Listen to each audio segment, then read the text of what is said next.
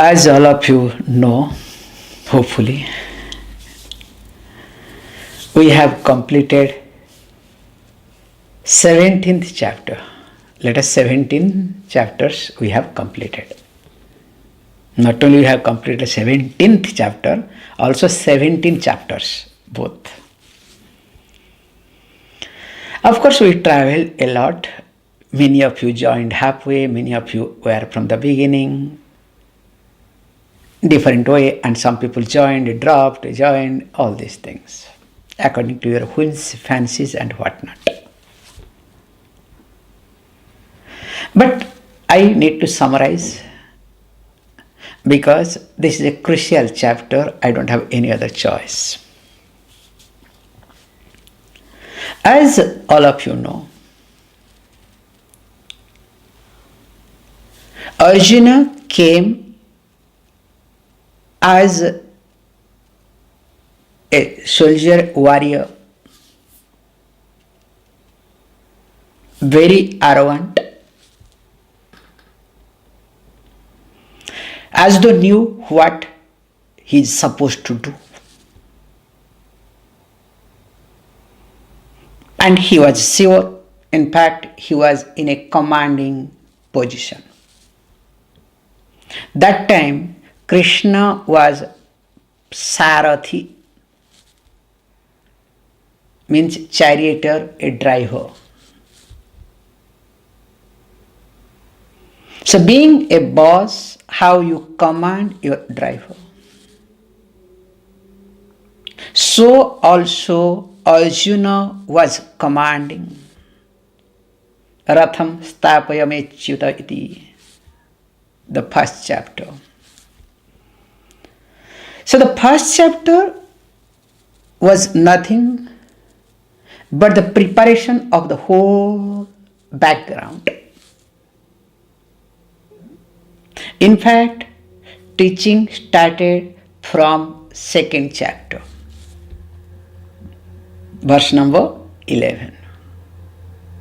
So when Sarathi Krishna, the charioteer Krishna, became Acharya Krishna, Sishyasteham mam sadhi tvam prapannam iti. So the transformation that took in the beginning of the second chapter, from which the teaching started. So when we look at the whole teaching, Lord Krishna follows a methodology of teaching. So the methodology of teaching is this. First, he starts speaking in Sankhepa or in Sangraha, in a brief way, in a capsule format, in essence. Then he does Vistaram, starts expanding whatever he speaks in the beginning. Then again he covers the capsule, again Sangraha, Sankshepa. So the whole Bhagavad Gita methodology of teaching is this, that Sankshepa, Vistara and Sankshepa. So you have to understand the terminology so that it becomes easier for you to understand Bhagavad Gita completely in your head. So if you look at the second chapter was the essence of Bhagavad Gita Sankshepena, in brief. In fact, after second chapter, there is nothing to talk much. But Lord Krishna understands very well that it is not like handing over something to you, some object. Because to hand over some object to a person, even if to a child, you have to look at whether the child is capable of holding that or not, a physical object. And here is knowledge, whether mind is prepared or not. There are many other factors. So knowing that, so he adopts this methodology, Sankshepa is not enough. Let me do Vistaram. Let me expand.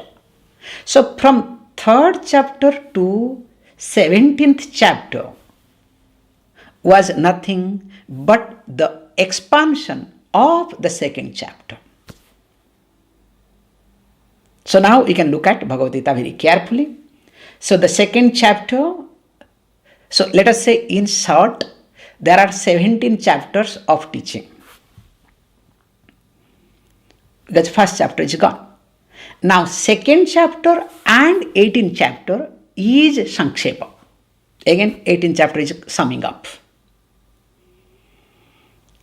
From 3rd chapter to 17th chapter, so 15 chapters put together is Vistaram, is the expansion version of Bhagavad Gita. Is it clear? So that you should not get confused. Now, if this is the case, now, what did he teach? Or what was the expansion? In these 15 chapters of Bhagavad Gita, we can look at from various angles.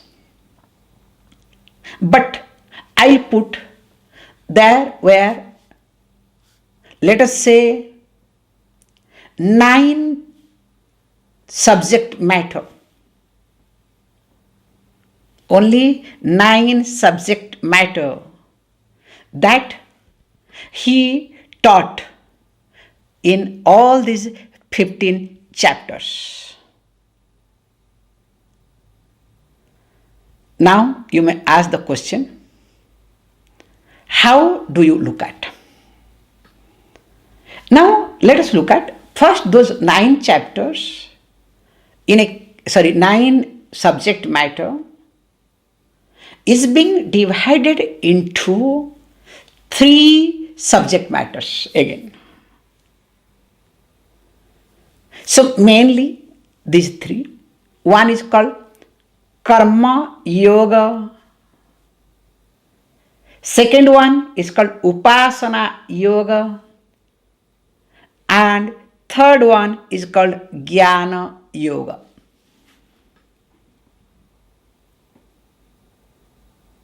So, Karma Yoga means purification of mind. Upasana Yoga means integration of mind. And Jnana Yoga means not, removing, for the removal of ignorance. So these are the 3 things. Now, how does it happen? So we say these are the called sadhanatrayam. So the 9 factors that I said. So first are called 3 sadhanas. Second 3 is called padatrayam. Hold its adjectives, then you will understand it. Sadhanatrayam, 3 sadhanas, 3 padas, 3 words. And finally, other 3 called 3 karakas. So karaka means factors. 3 sadhanas, 3 types of sadhanas, 3 words, and finally 3 factors. So when we say sadhana, means discipline.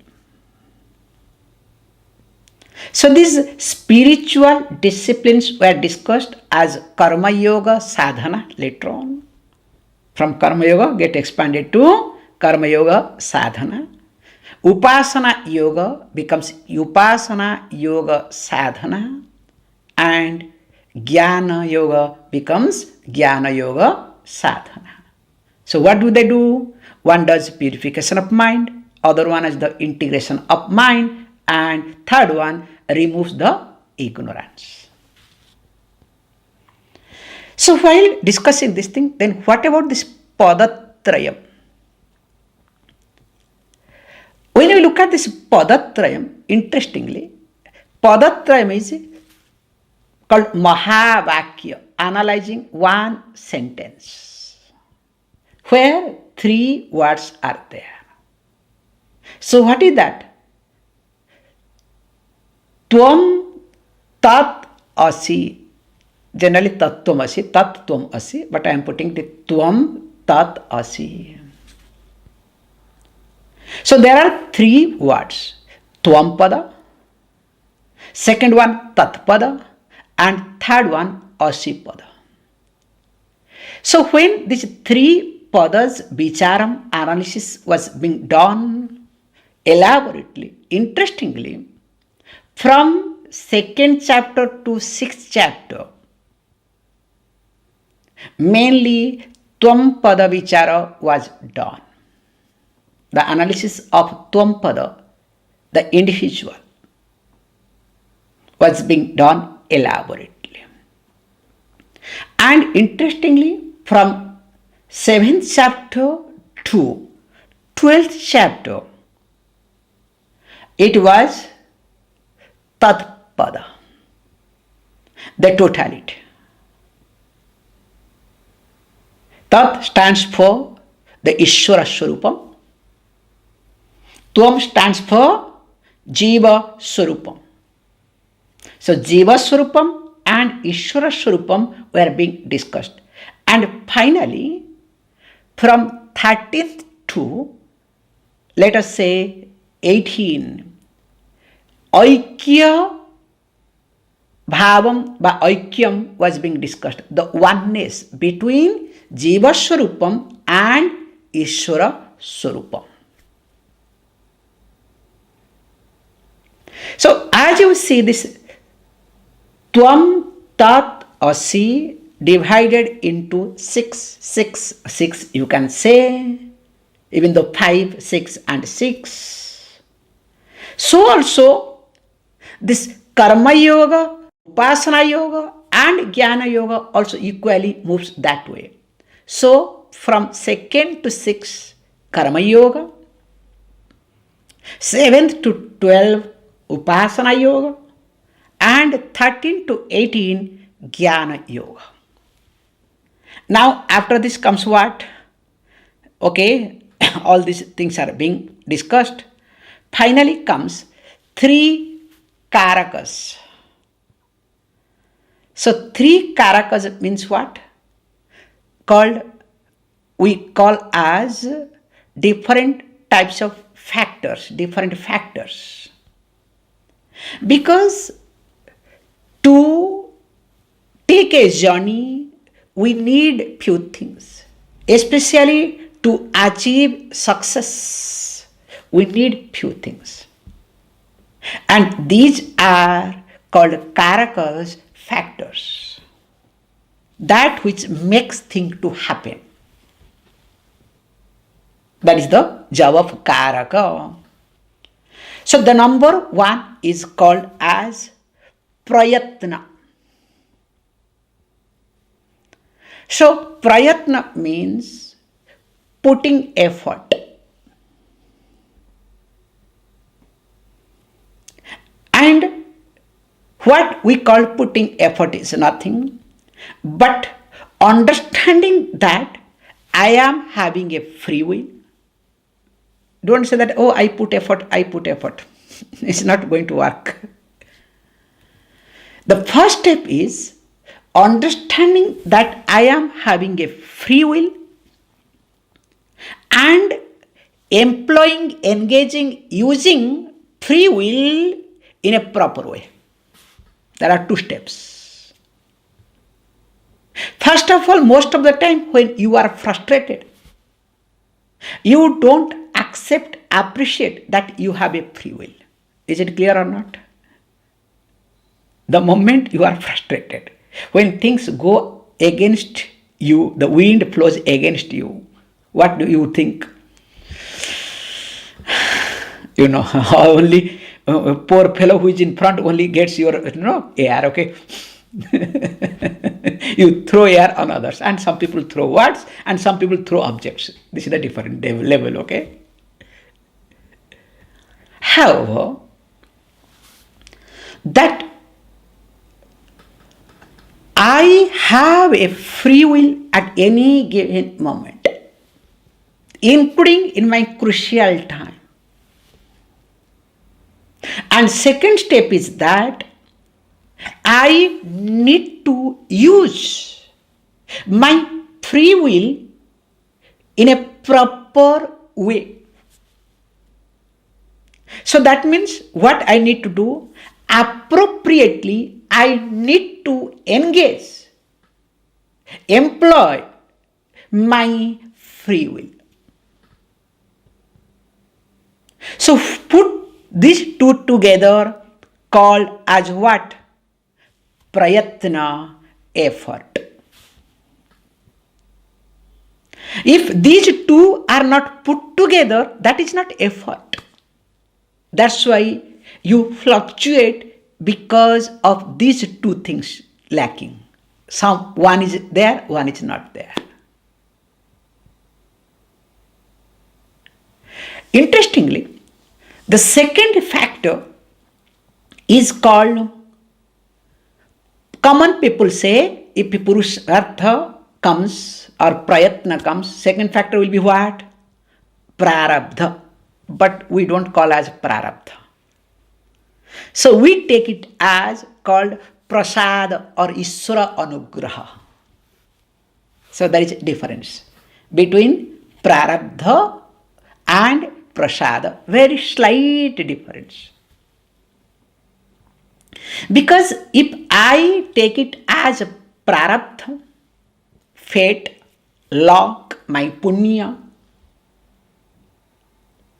then definitely this cannot be a factor, I cannot do anything.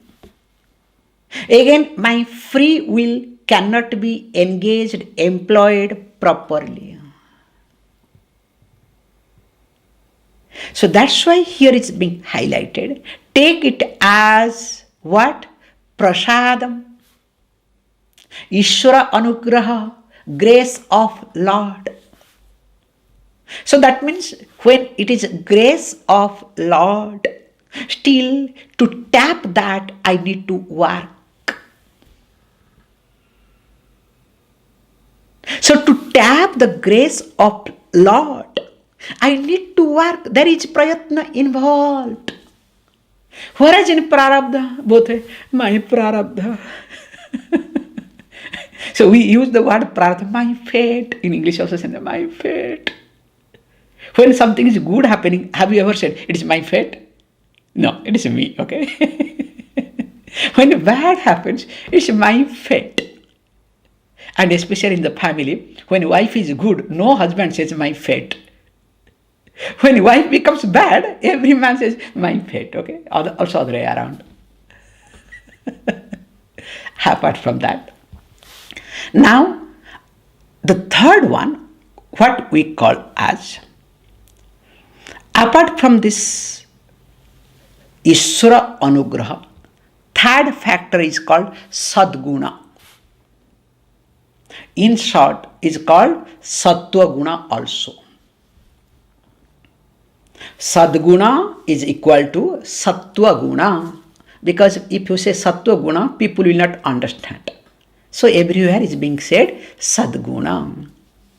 So the qualities, that which is predominantly Sattva.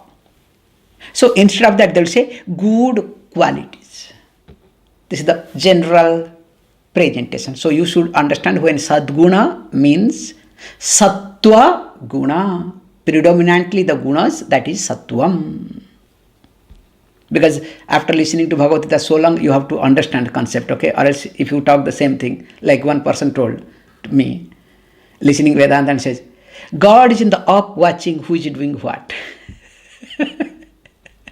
Now tell me, what should I tell to that person? Means you learn nothing, better don't attend Vedanta class. Wherever you are, let your God be up and you are down, okay? Which is better for you, better for others. However, because by mistake, if you talk this thing, that means you don't really understand anything in the class, but you just time pass.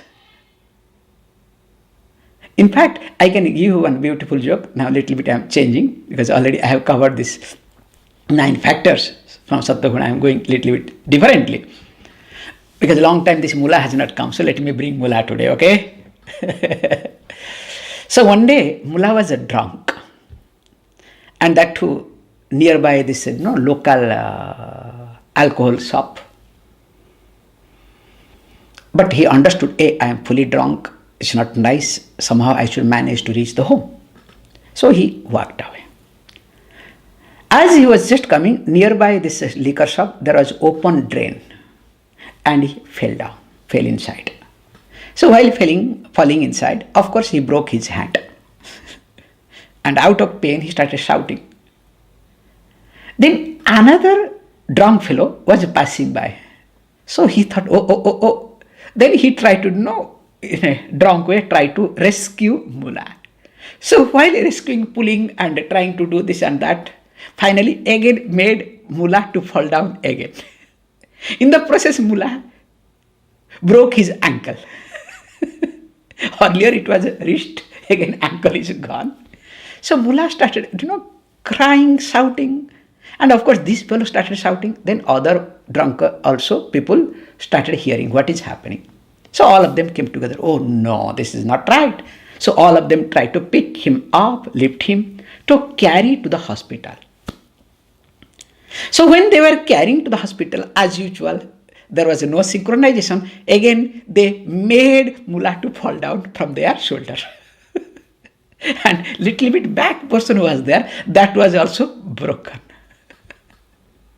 And finally, reached hospital and wife came to know and wife also reached. So everything was done. Next day, one of good friend came to see mullah. Hey, what happened? How is everything? He said, everything is good, but there is one thing very painful. Now, what is that? That I am not able to smile. I am not able to laugh. And whenever I am laughing, it pains me a lot.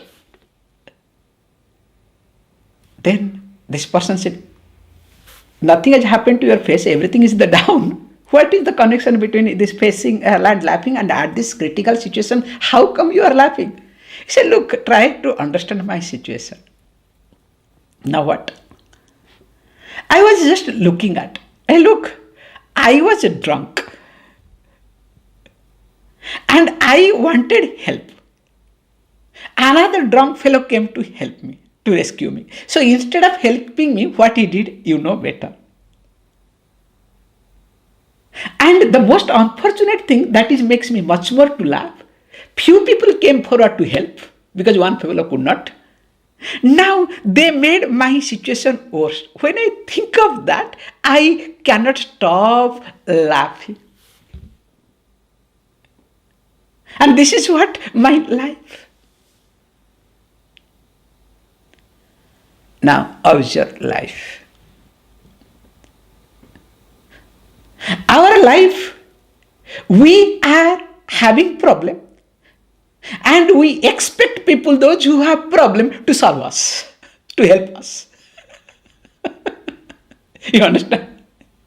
Me having problem is looking for other person who is having same type of problem or worse than me, drunk or more than me, more than mullah. And we expect the help. Then what will happen? So also sadguna. So we need to develop sadgunas. And interestingly, this 16 and 17 chapter, 2 chapters, in the name of Daivi Sampada and Shraddhataya Vibhaga, yoga, or you can say Daivi Sampada and Sattva Guna were being discussed elaborately. So that means it's very clear that to develop this Sattva Guna, one need to put effort. That's why Lord Krishna thought, let me dedicate 2 chapters exclusively for Sattva Guna, or you can say Daivi Sampad. Because Lord Krishna knows very well, if it is not being done, definitely nothing is going to enter. As I started opening the statement, it is not an object to hand over to you. It is the knowledge to be handed over to you. So when knowledge to be handed over, your mind must be prepared. And the preparedness of mind is completely depend upon your Sattva Guna. You cannot say, I want to live my life the way I want. No discipline, nothing. Everybody must adjust according to me and I want to understand Vedanta. It never happens. It has never happened, neither it will happen.